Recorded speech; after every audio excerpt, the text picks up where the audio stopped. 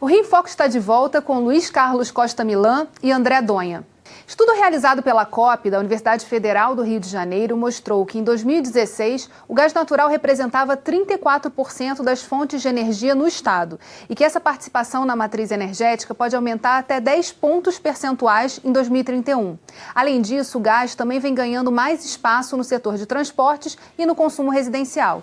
São todos os contextos assim, do que a gente tem de mercado consumidor. Mas para a gente ter justamente esse processo caminhando, mais empresas participando e essa logística acontecendo, tem um trabalho aí que o senhor citou no início do bloco anterior, que é justamente a legislação mudar. Perfeito.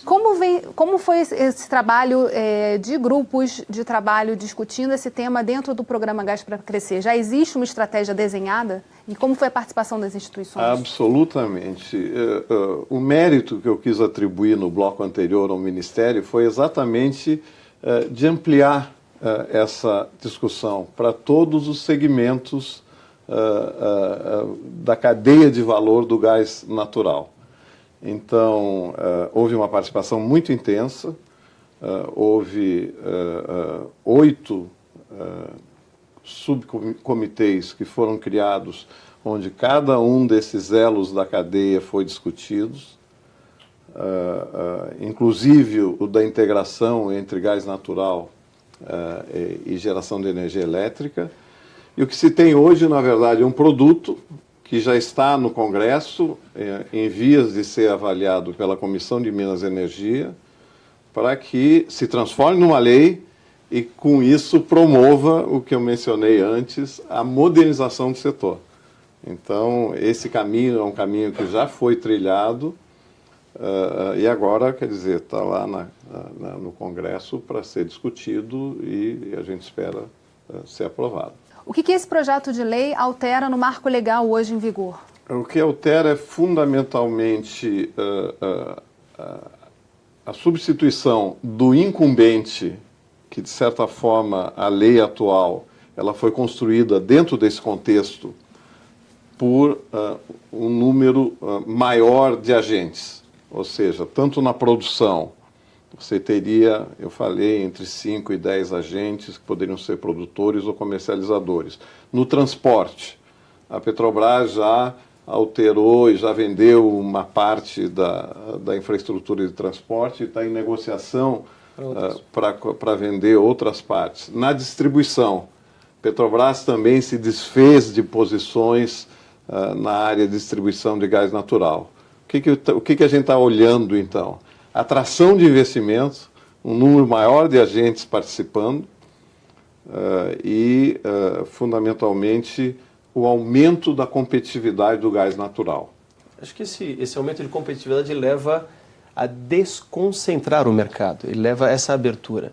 Um dos maiores problemas que nós temos, que acho que é a malha rodoviária, no momento que ela passa as mãos de terceiros privados, deixa de ser uma ferramenta de governo para onde eu quero levar o gás, senão uma ferramenta de expansão baseada em resultado. E quem vai ter maior interesse nisso é o setor privado. Então, nesse ponto, a gente só tem a ganhar. A gente está falando aqui de algo importante, que é a questão do preço. No estudo da Firjan, lançado recentemente, ela aponta que o preço do gás no Rio de Janeiro, que é o maior produtor, é maior do que nos outros estados da região sudeste. Por que isso acontece? E, em avançando o programa Gás para Crescer, pode haver alteração também nisso? Quer dizer, o preço ficar mais competitivo? Sim, a tendência é que o preço a futuro, né, estimativas que a partir de 2020, acho que agora estendendo um pouquinho mais 2025, tendo esse mercado agora muito mais aberto, né, com o setor privado atuando, que esse preço caia. Na verdade, como você comentou, né, o Rio de Janeiro ele basicamente produz 50% do gás natural do Brasil. Então, quer dizer, e se a gente fala de produção em águas, isso é 60%. É meio difícil de se entender por que no estado ele acaba estando mais caro. A grande preocupação é que os programas de incentivo não deveriam artificializar o preço.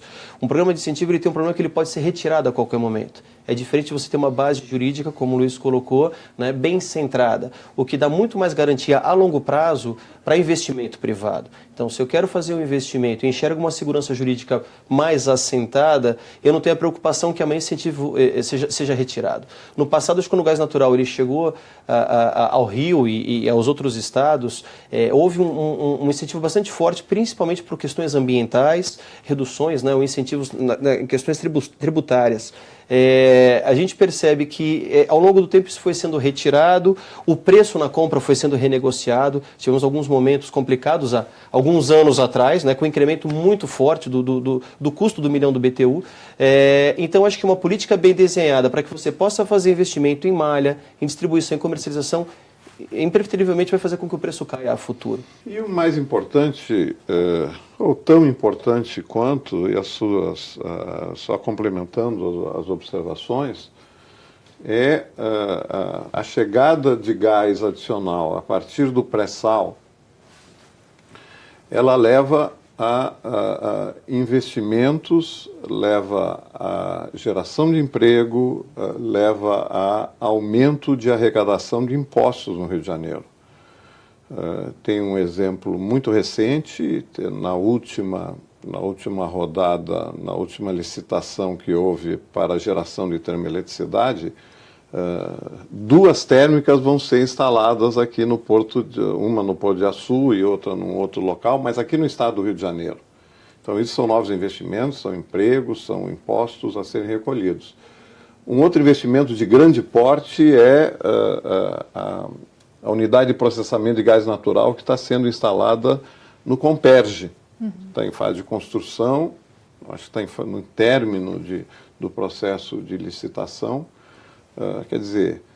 São investimentos vindo para o Rio de Janeiro. Investimentos vindo para o Rio de Janeiro. Sem contar com a história que nós comentamos, associada a investidores comprando ativos da Petrobras. E talvez a coisa mais relevante foi, efetivamente, o sucesso das últimas rodadas que nós tivemos aqui. Os números são muito importantes.